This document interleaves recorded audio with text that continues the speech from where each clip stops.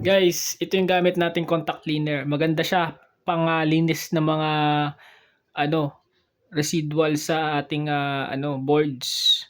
Yung mga ano, residue.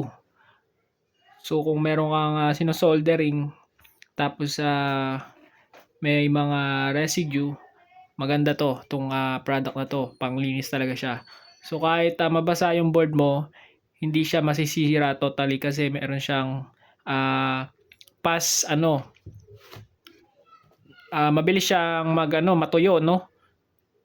So hindi siya parang tubig, no, na magkokos ng corrosion. So maganda to, panalo tong product na to. Magagamit mo to sa lahat ng electronics mo na na work and gadgets. Yan. Pwede yan sa electronics, pwede din to sa mga motor. So napakaganda nito. Ilalagay ko yung link nito kung gusto niyo mag-order. Alright?